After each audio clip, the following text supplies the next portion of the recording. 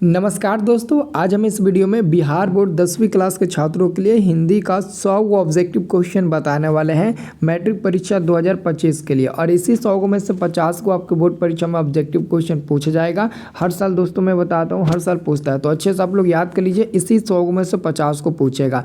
और चैनल को भी सब्सक्राइब करके रखिएगा, क्योंकि इसके बाद हम मैथ का 100 ऑब्जेक्टिव क्वेश्चन बताएंगे, उसमें से भी 50 को पूछेगा। अच्छे से आप लोग याद कर लेना है। यहाँ पर देख लीजिए, क्लास 10th मैट्रिक परीक्षा 2025 के लिए क्वेश्चन है। पूरी किताब का, पूरे व्याकरण का एकदम निचोड़ ऑब्जेक्टिव क्वेश्चन है, एग्जाम में आने वाला। तो चलिए स्टार्ट करते हैं। वीडियो को लाइक वगैरह कर दीजिए। पहला नंबर क्वेश्चन है, बिस्मिल्लाह खां को बालाजी मंदिर में शहनाई बजाने पर कितनी मेहनताना मिलती थी, मतलब कि कितना मेहनत के पैसा उनको मिलता था। तो 8 आना मिलता था। ऑप्शन नंबर पहला का बी नंबर बिल्कुल सही जवाब हो जाएगा। दूसरा नंबर क्वेश्चन है, यतीन्द्र मिश्र को किस पुरस्कार से सम्मानित किया गया था। तो राजा पुरस्कार, भारत भूषण, ऋतुराज सम्मान। तो सभी इसका आंसर हो जाएगा डी नंबर आपका बिल्कुल सही जवाब हो जाएगा दोस्तों। अगला क्वेश्चन आपका है तीसरा नंबर, बिस्मिल्लाह खां के पिताजी कहाँ शहनाई बजाते थे। तो बिस्मिल्लाह खां के पिताजी शहनाई बालाजी का मंदिर में बजाते थे, मतलब कि 3 का आंसर आपका हो जाएगा। ऑप्शन नंबर ए हो जाएगा, मंदिर में वो शहनाई बजाते थे।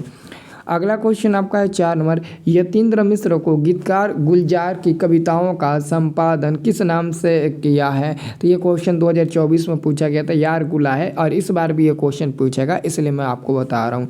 अगला क्वेश्चन है, बिस्मिल्लाह खां के बड़े भाई का क्या नाम था। बिस्मिल्लाह खां के जो बड़े भैया थे, उनके बड़े भैया का नाम था शमसुद्दीन। ऑप्शन नंबर आपका बी नंबर बिल्कुल सही जवाब हो जाएगा। अब देखिए दोस्तों, अगला क्वेश्चन आपका, अगला क्वेश्चन है, यतीन्द्र मिश्र का जन्म, यतीन्द्र मिश्र का जन्म कब हुआ था। तो आप सबको बता देना है, यतीन्द्र मिश्र का जन्म जो हुआ था 1977 में ईस्वी में, यानी कि 1977 ईस्वी में हुआ था। ऑप्शन नंबर सी हो जाएगा। अगला क्वेश्चन है, यतीन्द्र मिश्र का जन्म कहाँ हुआ था। यतीन्द्र मिश्र का जन्म किस प्रदेश में हुआ था, आप लोग बता देना। अयोध्या उत्तर प्रदेश में हुआ था। ऑप्शन नंबर ए सही जवाब हो जाएगा। अगला दोस्तों हम लोगों का क्वेश्चन है यहाँ पर दोस्तों 8 नंबर, कि बिस्मिल्लाह खां के शहनाई के साथ किस मुस्लिम पर्व का नाम जुड़ा हुआ है। तो मुहर्रम हो जाएगा। ऑप्शन नंबर आपका डी नंबर बिल्कुल सही जवाब हो जाएगा। अगला क्वेश्चन है, काशी किसकी पाठशाला है। तो दोस्तों काशी संस्कृत की पाठशाला है। ऑप्शन नंबर ए आपका बिल्कुल सही जवाब हो जाएगा। अगला क्वेश्चन है, उत्पत्ति यानी कि व्युत्पत्ति की दृष्टि से शब्द के कितने प्रकार होते हैं। तो आप सबको बता देना, ये बहुत इंपॉर्टेंट क्वेश्चन है, आपके एग्जाम में बार बार पूछा जाता है। तो आप लोग बता देना 4 प्रकार के होते हैं। कितने प्रकार के, 4 प्रकार के होते हैं। अब दोस्तों अगला क्वेश्चन देखिए, अगला क्वेश्चन है, रूपांतर की दृष्टि से शब्द कितने प्रकार के होते हैं। रूपांतर की दृष्टि से शब्द 2 प्रकार के होते हैं। ऑप्शन नंबर आपका डी नंबर बिल्कुल सही जवाब हो जाएगा। अब देखिए अगला क्वेश्चन है, रचना या बनावट की दृष्टि से शब्द कितने प्रकार के होते हैं। दोस्तों इसके पिछले साल 2 क्वेश्चन पूछा गया था, रचना या बनावट की दृष्टि से वाक्य कितने प्रकार के होते हैं। और मतलब कि और एक और क्वेश्चन पूछा गया था, व्युत्पत्ति की दृष्टि से वाक्य कितने प्रकार के होते हैं। तो 2 क्वेश्चन वाक्य से पूछा था, और 2 क्वेश्चन इस बार आपके रचना यानी कि बनावट की दृष्टि शब्द से पूछेगा। तो आप लोगों को याद रखना है 19 नंबर जो आपका क्वेश्चन है ना, 19 नंबर, और 19 नंबर क्वेश्चन का आपका सही जवाब क्या हो जाएगा। ये बहुत इंपॉर्टेंट क्वेश्चन आपके बोर्ड एग्जाम है। ये सब क्वेश्चन 19 नंबर आ गया। 1 मिनट जी, ये कहाँ से आ गया। 18 बताए थे, 10 के बाद से 11 आना चाहिए, तो 18 कैसे आ गया जी। थोड़ा सा मिस प्रिंट हो गया, चलिए कोई बात नहीं है, कोई बात नहीं है। 18 आ गया। अब एक के बाद दोस्तों 19 पर हम लोग आ गए। लगता है कहीं नंबरिंग में मिस प्रिंट हुआ है, ठीक है, कोई बात नहीं है, कोई बात नहीं है। तो रचना या बनावट की दृष्टि से शब्द कितने प्रकार के होते हैं। 3 प्रकार के होते हैं। आंसर आपका बी नंबर बिल्कुल सही जवाब हो जाएगा। चलिए कोई बात नहीं है, थोड़ा बहुत हो जाता है। अब देखिए अगला क्वेश्चन है 20 नंबर आपका, अपेक्षा शब्द का विशेषण क्या है। दोस्तों अपेक्षा का उपेक्षित होता है। ऑप्शन नंबर ये सी नंबर आपका दिया है ना, सी नंबर वाला, 20 का सी नंबर वाला आपका बिल्कुल सही जवाब हो जाएगा। इसे आप लोगों को याद रखना है, बहुत ज़्यादा बार ये आपके एग्जाम में क्वेश्चन पूछा गया है। अगला क्वेश्चन हमारा है, इनमें से विशेषण है। तो विशेषण कौन सा हो जाएगा। ऑप्शन नंबर आपका थोड़ा सा ये हमारा विशेषण हो जाएगा। ये परिणाम बोधक विशेषण होता है। ऑप्शन नंबर ए हो जाएगा। अगला क्वेश्चन, आदर का विशेषण। दोस्तों आदर शब्द का जो विशेषण होता है वो होता है आदरणीय। आदरणीय कहाँ दिया है। ऑप्शन नंबर सी, देखिए एकदम सही शब्द लिखा है, आदरणीय, यही हो जाएगा। अगला क्वेश्चन है, आराध्या बहुत तेज लड़की है, रेखांकन शब्द। तो आराध्या बहुत तेज लड़की है, तो यहाँ पर आपका जो बहुत है ना इसी को रेखांकित किया गया है और ये हमारा प्रविशेषण होगा। देखो जिस शब्द पर ज़्यादा जोर दिया जाए ना तो समझ लीजिए वो हमारा प्रविशेषण ही होगा एक तरफ से, ठीक है ना। क्योंकि देखो आराध्या तेज लड़की है कहा जाता तो नॉर्मल होता है, लेकिन आराध्या बहुत तेज लड़की है तो उस पर जोर दे दिया गया है तो मतलब कि प्रविशेषण हो जाएगा, याद रखना। अगला क्वेश्चन है अक्षर ज्ञान शीर्षक कविता कहाँ से ली गई है। अक्षर ज्ञान कविता और अक्षर ज्ञान शीर्षक कविता कहाँ से ली गई है, तो ये बहुत इंपॉर्टेंट क्वेश्चन है। इसका सही जवाब हो जाएगा ऑप्शन नंबर आपका कवि ने कहाँ से, ऑप्शन नंबर आपका डी नंबर बिल्कुल सही जवाब हो जाएगा। अगला क्वेश्चन है बीजाक्षर शीर्षक काव्य संकलन किसकी कृति है, तो यहाँ पर आंसर हो जाएगा आपका सी नंबर अनामिका। अनामिका का नाम से उन्होंने अक्षर ज्ञान पाठ के लेखक हैं। अब देखिए अगला क्वेश्चन आप लोगों से पूछा गया ढाते विश्वास कहानी का कहानीकार कौन है, तो सातकोड़ी होता, ऑप्शन नंबर आपका सी नंबर बिल्कुल सही जवाब हो जाएगा। दोस्तों अगर कोई विद्यार्थी अभी तक शुरू से अच्छे से नहीं पढ़ पाया है, टेंशन हो रहा है कि एग्ज़ाम 2025 कैसे हम निकालेंगे, फर्स्ट डिवीज़न आएंगे कि नहीं आएंगे, तो टेंशन मत लीजिए दोस्तों। मेरे पास कुछ ऐसा इंपॉर्टेंट ऑब्जेक्टिव और सब्जेक्टिव क्वेश्चन है जिसे अगर आप याद कर लेते हैं ना, ज़्यादा नहीं है लेकिन अगर याद कर लेते हैं ना तो बोर्ड परीक्षा में आप अच्छे नंबर लाएंगे, बहुत अच्छे नंबर लाएंगे उम्मीद से ज़्यादा। और तो वो आप लोग PDF हमसे ले सकते हैं, लेकिन उसका दोस्तों प्राइस है 199 रुपया। इसके पिछले साल भी मैंने इतना में ही दिया था, सारा क्वेश्चन रहा था, सारे लड़के पास भी हो गए थे अच्छे नंबर से। तो अगर आप लोग को भी लेना है तो आप लोग ले सकते हैं, मैं इसका PDF फॉर्मेट दूंगा। अगर आपका कोई पर्सनल व्हाट्सअप नंबर होगा या फिर आप व्हाट्सअप चलाते होंगे तो उसी व्हाट्सअप पर मैं आपको वो PDF पूरा भेज दूंगा। अगर आप लोग को वो PDF चाहिए तो ले लीजिए, 199 रुपये हमारे नंबर पर पेमेंट कर देना और स्क्रीनशॉट दिखा देना। इस नंबर पर पेमेंट करके स्क्रीनशॉट दिखा देना, ये मेरा खुद का पर्सनल नंबर है, इसको नोट कर लीजिए, सेव कर लीजिएगा, मेरा फोटो व्हाट्सएप पर दिख जाएगा। और इसी नंबर पर पे फ़ोन या फिर किसी से भी करा सकते हो और कराकर अपने व्हाट्सएप पर वो पूरा PDF नोट्स ले लीजिएगा और सारा अच्छे से याद कर लीजिएगा, आंसर सहित हम देंगे ताकि आपका एग्ज़ाम में अच्छा नंबर आ जाए। अगला क्वेश्चन है सर्वनाम कितने प्रकार के होते हैं। सर्वनाम कितने प्रकार के होते हैं, 6 प्रकार के होते हैं और विशेषण 4 प्रकार का होता है। अगला क्वेश्चन मुझे किस प्रकार का सर्वनाम है। अगला क्वेश्चन 28 नंबर पूछा गया मुझे किस प्रकार का सर्वनाम है, तो आप लोग को अच्छे से याद रखना मुझे किस प्रकार का सर्वनाम है, उत्तम पुरुष का सर्वनाम है, ऑप्शन नंबर आपका ए नंबर हो जाएगा। अगला क्वेश्चन प्रश्नवाचक सर्वनाम नहीं है। प्रश्नवाचक सर्वनाम इसमें से कौन नहीं है, तो आपका सही जवाब क्या हो जाएगा दोस्तों, आपका सही जवाब हो जाएगा किसी ने, ये हमारा प्रश्नवाचक सर्वनाम नहीं है। अगला क्वेश्चन निश्चयवाचक सर्वनाम निम्न में से कौन सा है। निश्चयवाचक सर्वनाम निम्न में से कौन है, तो आपको बता देना है यह मतलब कि निश्चयवाचक यानी कि निश्चित रूप से है, तो यह हो जाएगा डी नंबर वाला। अगला क्वेश्चन निम्नलिखित में सर्वनाम, तो मैं आपका सर्वनाम है, बाकी सब तो नाम है मतलब कि नाउन हो जाएगा, लेकिन मैं आपका सर्वनाम हो जाएगा। अगला क्वेश्चन इनमें से कौन अनिश्चयवाचक सर्वनाम है। कौन, कोई, जो, वह, तो इसका यहाँ पर सही आंसर आपका क्या हो जाएगा, ऑप्शन नंबर आपका सी नंबर। कोई मतलब कि बिना देखे आप किसी को भी कोई भी बोल दो तो वो हमारा हो जाता है अनिश्चयवाचक। पुरुषवाचक सर्वनाम नहीं है। आपको, उनको, जिनको, हमको, तो इसमें बताना है पुरुषवाचक सर्वनाम कौन नहीं है, तो जिनको आपका पुरुषवाचक सर्वनाम नहीं है, क्योंकि जिनको में मतलब ना कोई भी आ सकता है इसलिए। अगला क्वेश्चन ढहते विश्वास कहानी का प्रमुख पात्र कौन है, तो ढहते विश्वास कहानी का प्रमुख पात्र है लक्ष्मी, ऑप्शन नंबर ए सही जवाब हो जाएगा। अगला क्वेश्चन ढहते विश्वास कहानी में कहाँ का जनजीवन का चित्रण किया गया है, उड़ीसा का, ऑप्शन नंबर ए सही जवाब हो जाएगा। अगला क्वेश्चन है अर्थ के विचार से संज्ञा कितने प्रकार के होते हैं, तो संज्ञा तो 5 प्रकार के होते हैं, सबको पता है, बी नंबर वाला आंसर हो जाएगा। अगला क्वेश्चन है निम्नलिखित में से कौन सा शब्द जातिवाचक संज्ञा है। जातिवाचक शहर, देखिए शहर जो है ना वो जातिवाचक है, क्यों, क्योंकि शहर में सारे किस्म के लोग बसते हैं, चाहे वो महिला हो या फिर पुरुष हो, सभी लोग बसते हैं, यानी कि मतलब कि आपका आंसर हो जाएगा शहर, ऑप्शन नंबर आपका ए नंबर हो जाएगा।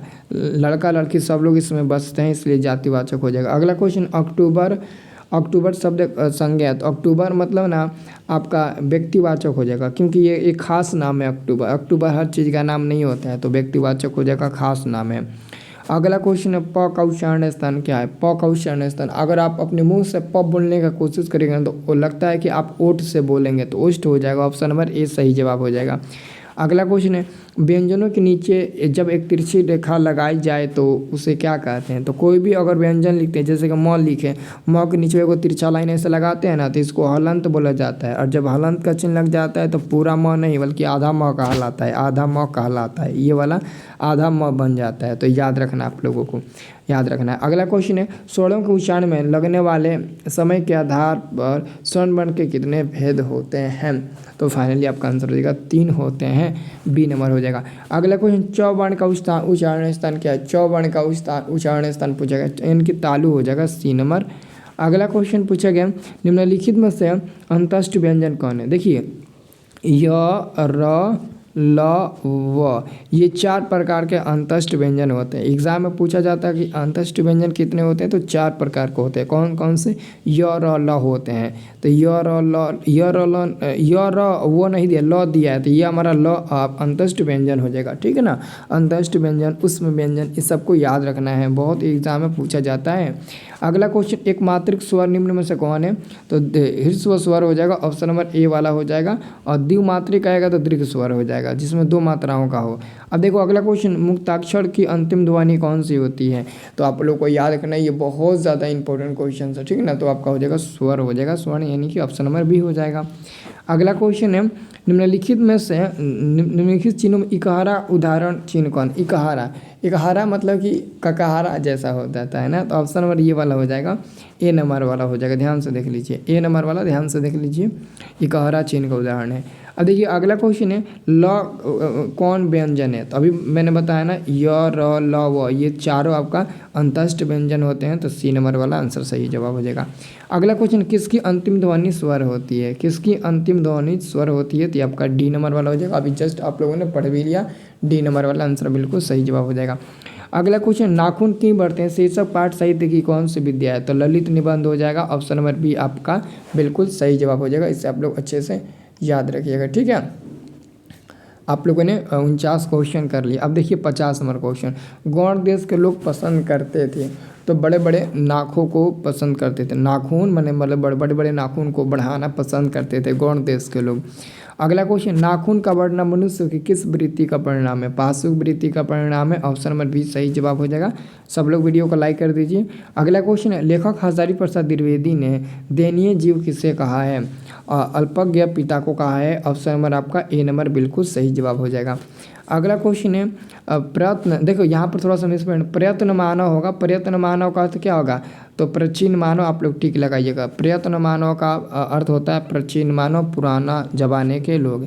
अगला क्वेश्चन नाखून का इतिहास किस पुस्तक में मिलता है। तो कामसूत्र में मिलता है। 54 का ऑप्शन नंबर ए हो जाएगा, कामसूत्र में मिलता है। किस में मिलता है, कामसूत्र में मिलता है। अगला क्वेश्चन हजारी प्रसाद द्विवेदी जी ने डी लिट की उपाधि किस विश्वविद्यालय से धारण किया था। लखनऊ विधि से, ऑप्शन नंबर बी आपका बिल्कुल सही जवाब हो जाएगा। अगला क्वेश्चन हमारा है 6 तरह व्यंजन है। देखिए 6 तरह आपका अंतस्थ व्यंजन नहीं है, क्योंकि अंतस्थ व्यंजन ये र ल होता है, तो ये हमारा उसमें व्यंजन हो जाएगा। 56 का आंसर क्या होगा, नहीं उसमें व्यंजन नहीं होगा, सॉरी संयुक्त व्यंजन होगा। आंसर आपका ये हो जाएगा सी नंबर वाला, आपका बिल्कुल सही जवाब हो जाएगा।